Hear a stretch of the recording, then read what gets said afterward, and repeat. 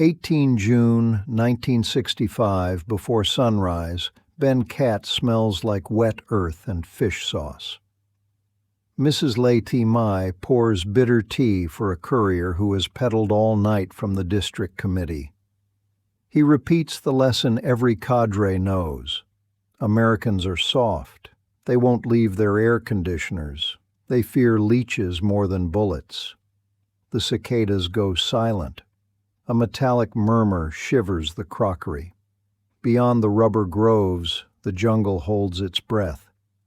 1,000 miles away at Anderson, a radar navigator ticks boxes on a laminated card as 30 B-52s roll into the dark. Built to end worlds, today they will redraw a few square kilometers. In the air, crews fly 3 ship cells, each buff, heavy with general-purpose bombs, Mk-82s, 500s, and, on some racks, 750s. Combat Sky Spot will time releases so the pattern lands like a thrown net, roughly 1.2 by 0.6 miles. At altitude, they will be heard more than seen. The jungle will read the message without looking up. Mrs. Mai will later say the earth did not explode so much as lift, as if the red laterite took a breath and collapsed in a minute-long sigh. Leaves turn to ash confetti. The boy presses his palms to his ears and mouths the catechism again, as if repetition can mend a sentence the sky has just broken. Far out over the sea, 2 contrails drift apart and vanish.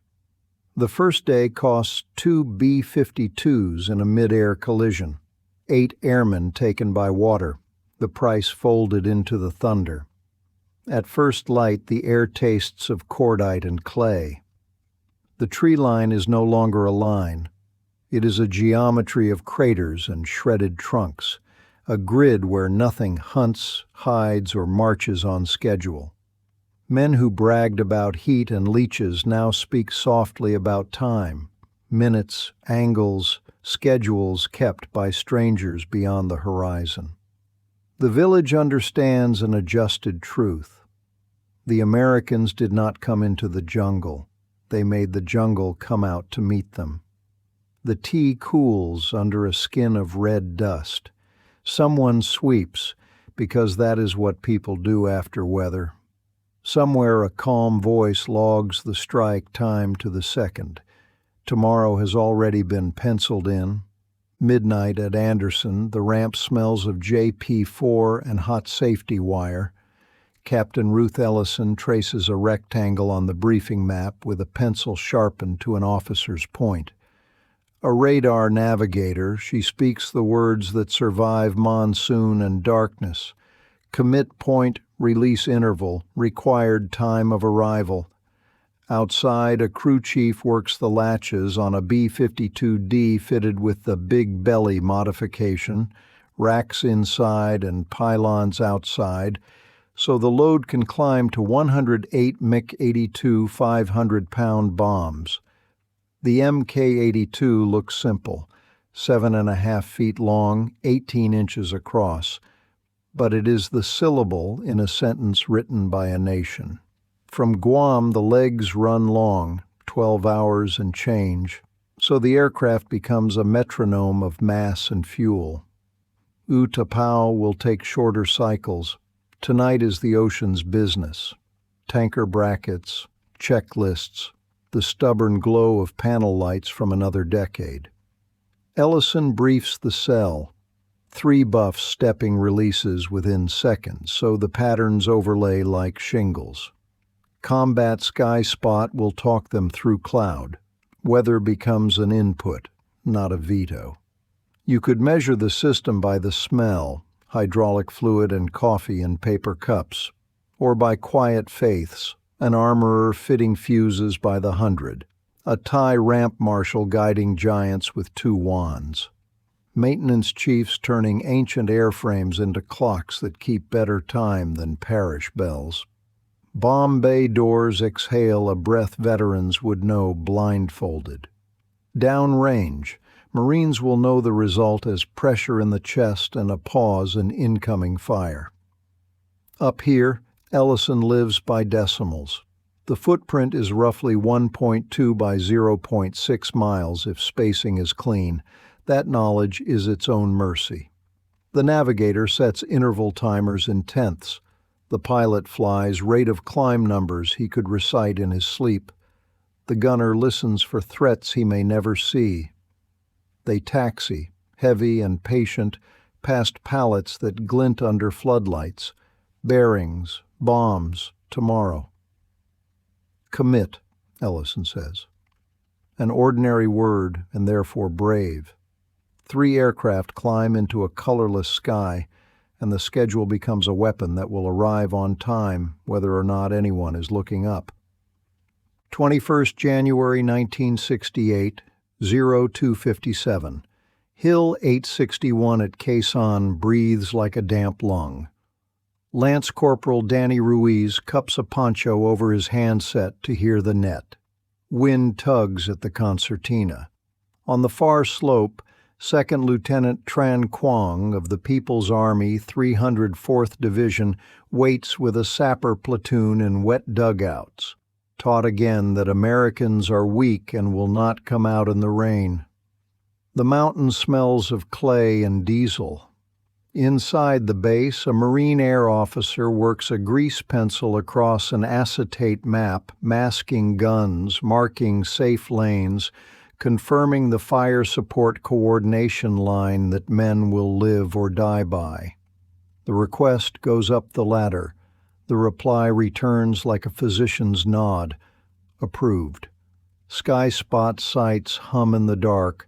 Radars count seconds the way surgeons count heartbeats. Ruiz copies a time, 3:00. Here is the part most people never learn. Heavy bombers were not only for cities in theory, they were tools for nights like this. 3 B-52Ds, flying as a cell, will release within seconds so their patterns overlap into a single rectangle, roughly 1.2 by 0.6 miles. The closest edge will land about a kilometer outside friendly wire. Danger close by mountain standards, survivable if the decimals are right.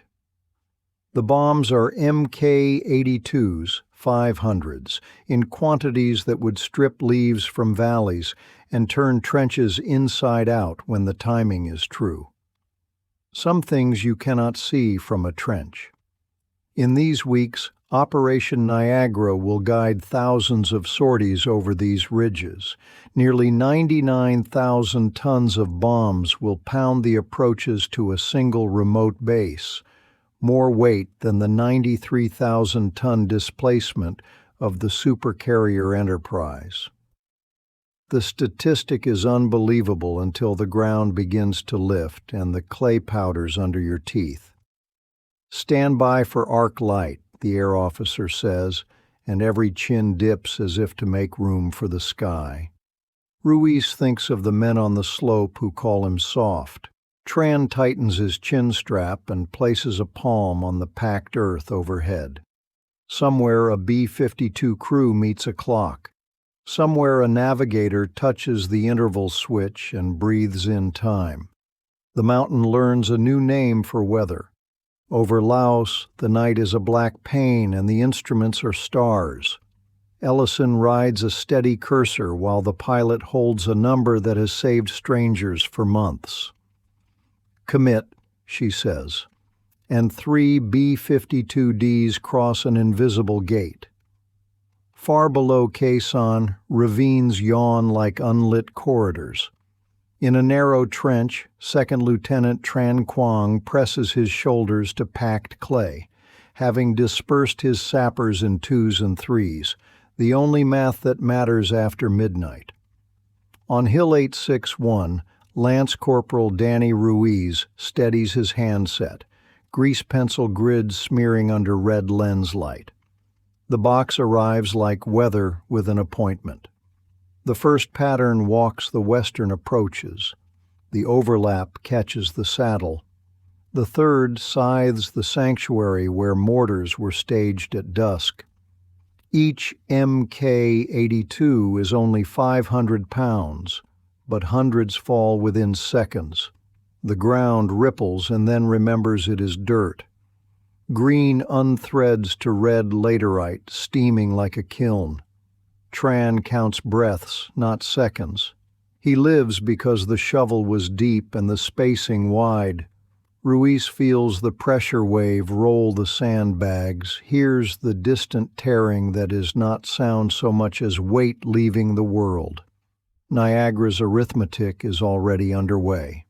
In these weeks, B-52s will fly 2,548 sorties over the Khe Sanh area, dropping roughly 59,542 tons, while total air tonnage for the siege nears 98,721.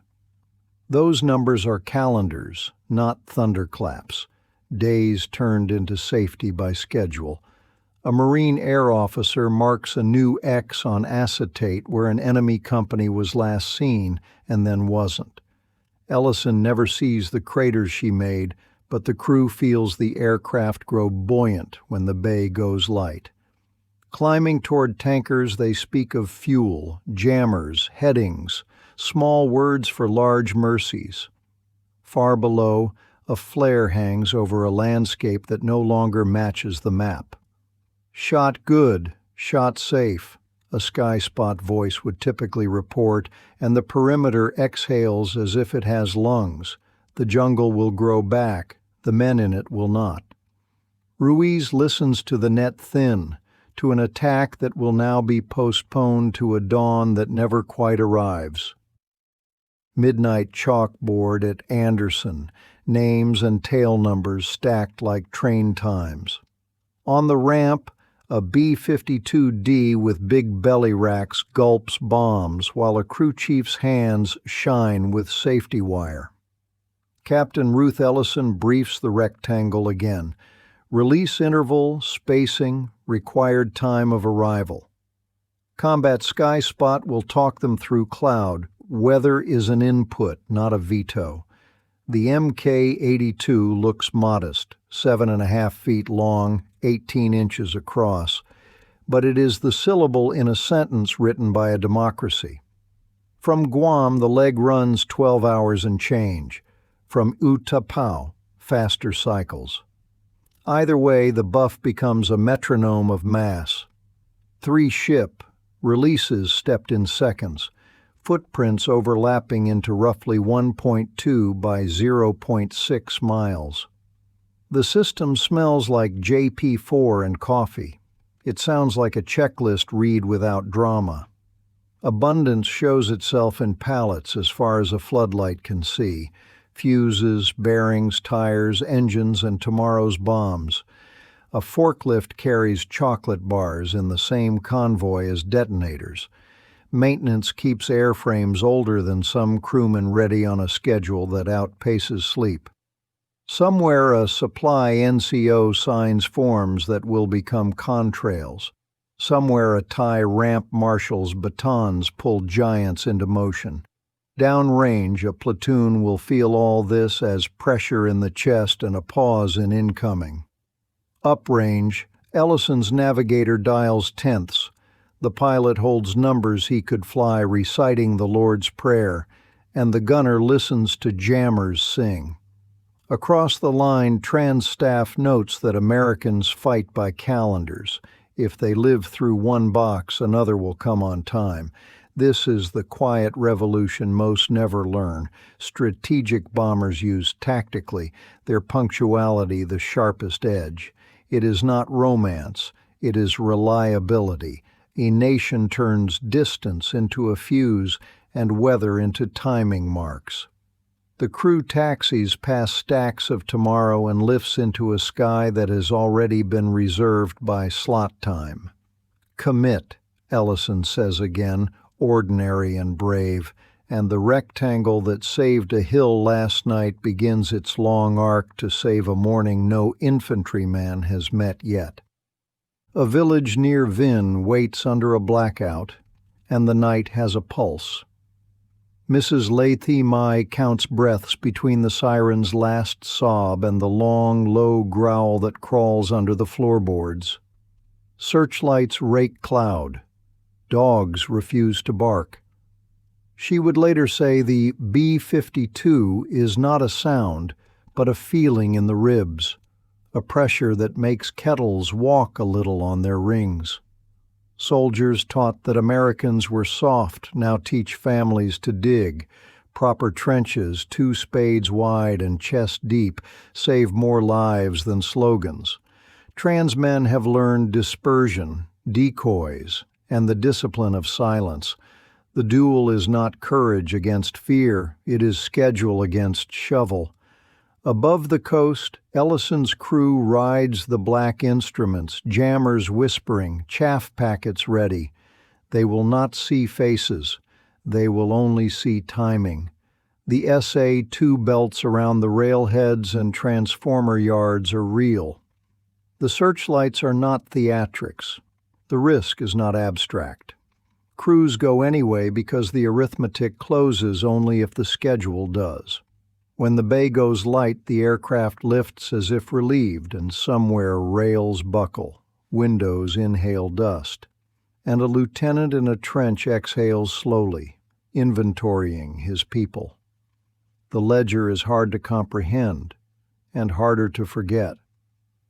By war's end in Indochina, American and Allied air forces will drop on the order of 7.5 million tons of bombs, more than triple the total tonnage dropped by all sides in the Second World War.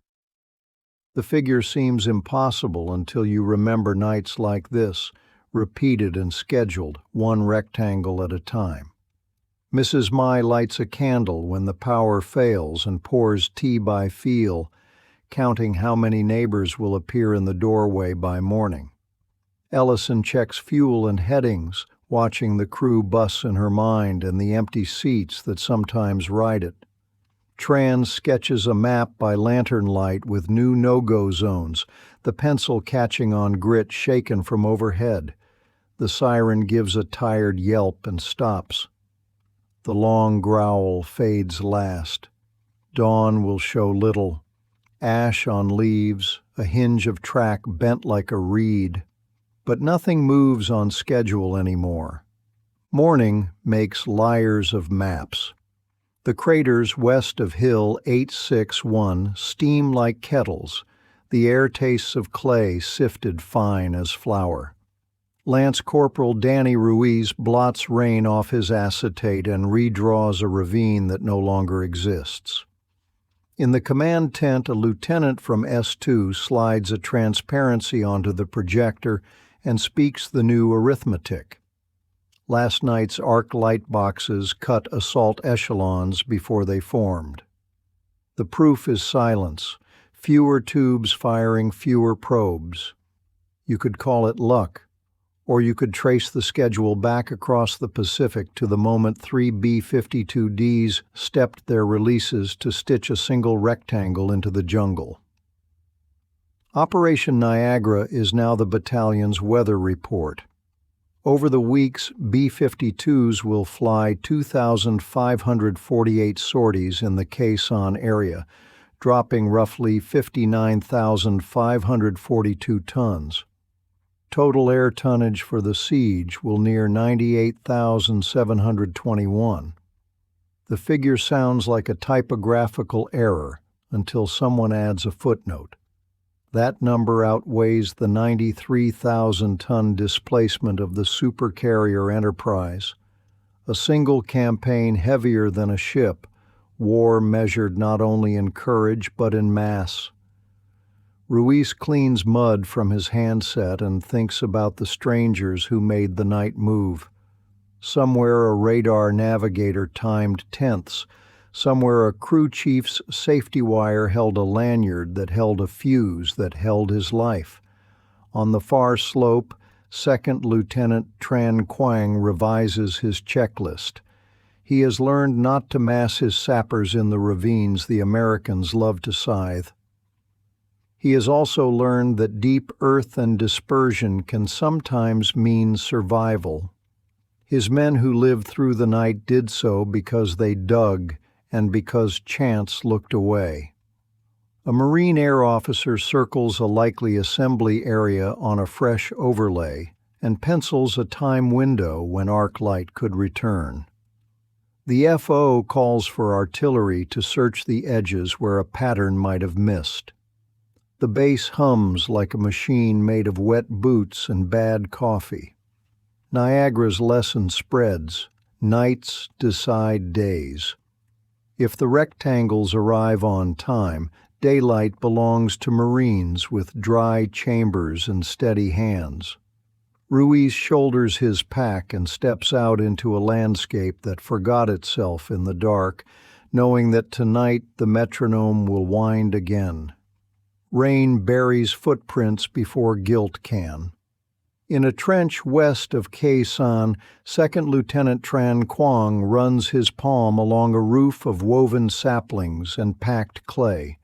He has told his men the plain truth. Survival starts at 3 feet of dirt and improves with every inch. They move in pairs, not platoons, because rectangles eat clusters. Decoys, cold cook fires, empty rucks draw the first look. Real positions breathe as little as possible. Reports have circulated, fishermen's radios, distant trawlers, that sometimes gave warning. Whether true or not, Tran treats every quiet minute like a signal. Across the wire, the Americans adapt, too. A sky spot technician tunes decimals for an overlap that tightens by seconds. Laddered cells adjust axis so dispersion loses its refuge. Artillery marks a safe lane with smoke while a B-52 box drops danger close by mountain standards, roughly a kilometer from friendly wire when terrain makes mercy thin. Marines brief, hugging the belt, to avoid friendly patterns, then reoccupy ground whose vegetation now resembles a rusty lunar field. The duel is not mystical. It is craft against craft, shovel, spacing, discipline against schedules, radars, and fuel. Ruiz calms a replacement who flinches at the first concussions, reminding him that the pressure will pass and leave a safer morning. He does not mention that sometimes a timing error, a gust, or a ridge's sly geometry can move terror toward the wrong side of the line. He has seen enough to know humility has a place on the fire plan. Ellison's crew debriefs at Anderson with black coffee and hollow chairs for those who won't taxi again. She annotates a run where the first overlap felt thin and notes the fix. A 3-second change to close the seam. The system learns faster than any single trench can, and that is its secret. Tran scripts a night move by squad, rehearses hand signals, orders ammunition rationed to what can be carried at a trot. He respects the enemy now, which is different from fearing him. The sky will arrive on time. His job is to be somewhere else when it does. At dusk, the jungle sounds normal again, which is the most dangerous sound of all. The factory floor smells of coolant and perseverance. Alma tightens torque on a bomb rack bracket while a foreman initials a clipboard that will become a sortie number on a chalkboard an ocean away. She has never heard of Hill 861. She knows a part number that fits and a standard that does not bend. In a floodlit yard, pallets of MK-82 bodies sit beside crates of fuses. A forklift carries chocolate bars destined for a base theater in the same convoy as detonators. This is how democracies fight: bearings, coffee, rivets, and pay stubs braided into a weapon you can schedule. The numbers are their own drumbeat. Boeing built 744 B-52 airframes, and long after the last H model left the line, maintenance and modification kept them flying as metronomes. Big belly kits in the D models, new wiring, better jammers, tires swapped by the dozen, millions of general-purpose bombs moved from railhead to ship to ramp, each a syllable in the sentence Captain Ellison speaks at altitude. Downrange, Operation Niagara's total air tonnage at Khe Sanh, nearly 98,721 tons, outweighed the 93,000-ton hull of Enterprise. That impossible comparison belongs as much to Alma's wrench as to any pilot's hands. At Anderson, a supply NCO signs for bearings. At Utapao, a tie ramp marshal's batons trace orange arcs. At depots stateside, machinists clock second shifts while kids sleep.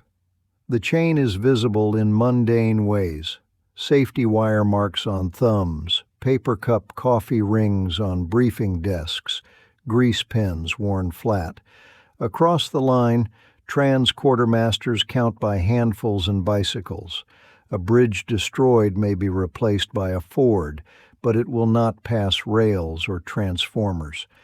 Ruiz receives a care package with socks and candy, artifacts of a country that manufactures comfort as readily as ordnance.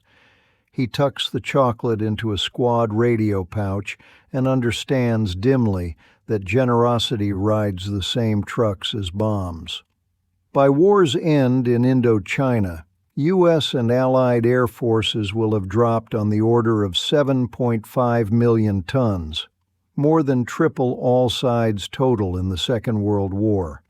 An industrial reality that turns courage into outcome by repetition.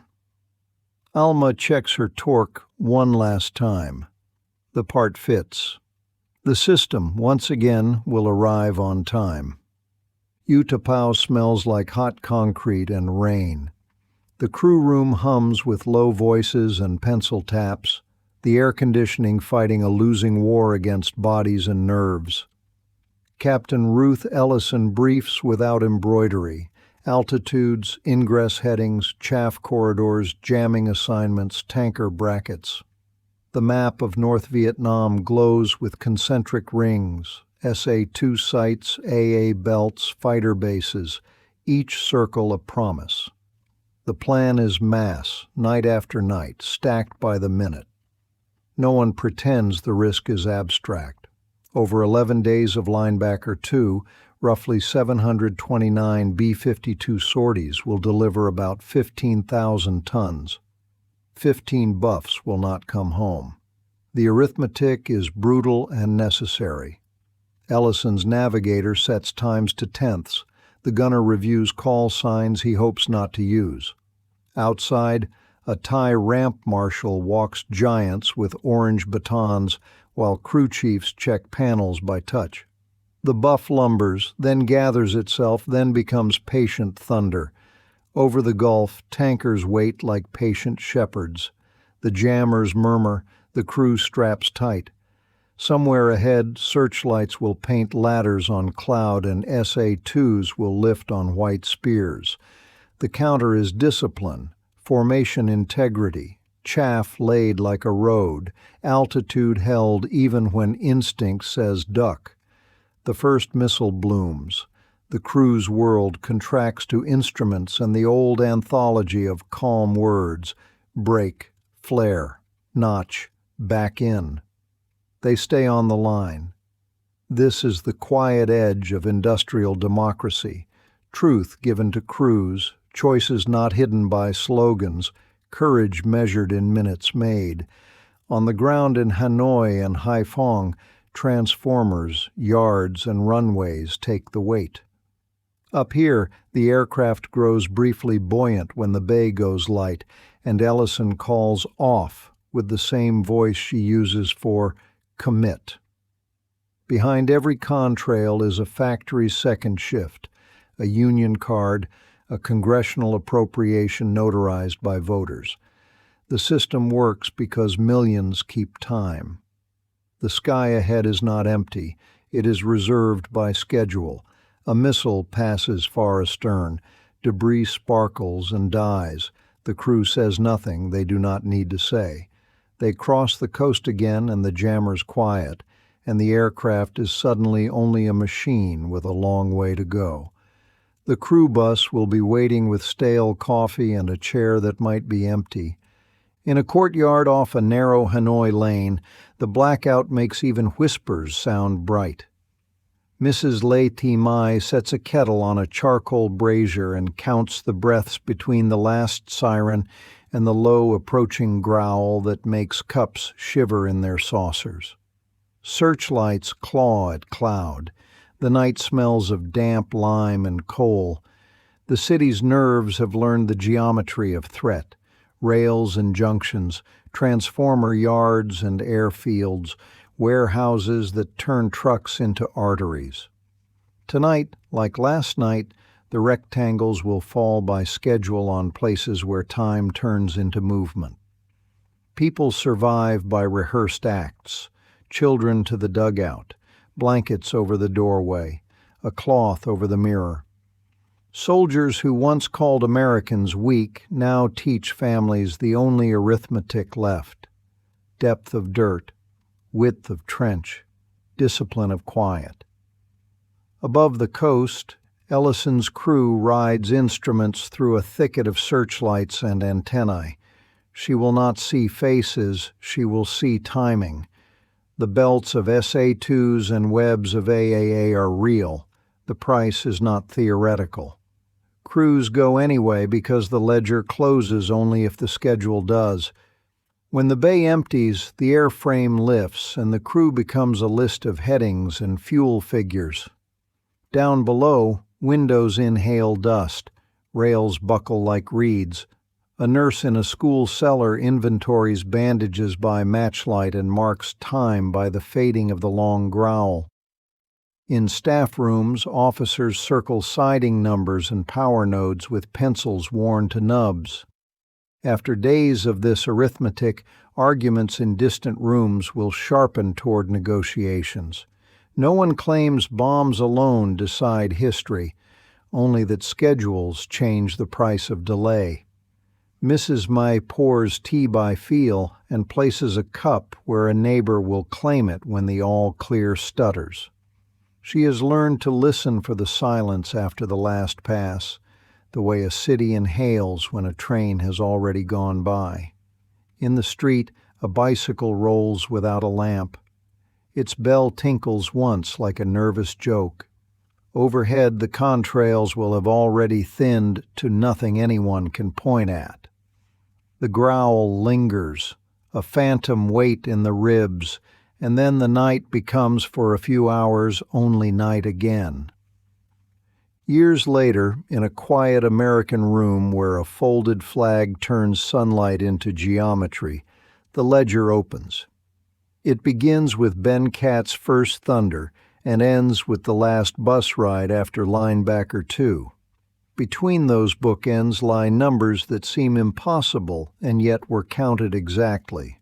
At Khe Sanh, 2,548 B-52 sorties dropping roughly 59,542 tons. Total air tonnage for the siege near 98,721, more weight than the 93,000-ton hull of the supercarrier Enterprise. In December 1972, about 729 B-52 sorties in 11 nights delivered roughly 15,000 tons, while North Vietnamese defenses launched on the order of 1,200 SA-2s. Across Indochina by war's end, U.S. and Allied air forces dropped about 7.5 million tons, more than triple all sides total in the Second World War. The figures do not replace sacrifice. They reveal its scaffolding. Lance Corporal Danny Ruiz remembers arc light as a pressure wave that saved mornings. He remembers names on a wooden cross and the way wet clay tasted like a vow. Captain Ruth Ellison speaks to cadets about decimals and duty, about ordinary words, commit, off, that became brave by repetition. Second Lieutenant Tran Quang, now gray at the temples, tells his son that the shovel saved lives but could not build rail, that courage can hold a trench but cannot mint transformers. Mrs. Lethe Mai sells tea near a power pole that stays lit at night and keeps a small candle for nights when storms walk the wires. The verdict is not that bombs solved history. It is that industrial democracy made a method. Time turned into steel, steel into schedule, schedule into safety for men who held perimeters no one will visit now. A 3-ship cell releasing within seconds would often equal what an entire World War II fighter-bomber group might achieve across a day. The miracle was not a single pass, but the promise that another would come tomorrow. That is how free citizens, arguing in daylight and working at night, overcame an enemy trained to trust doctrine over supply. The jungle, once called sanctuary, learned a new grammar in minutes. History learned our method. Abundance made precise, courage made repeatable, victory made by people whose names fit on lunch pails and brass plaques alike.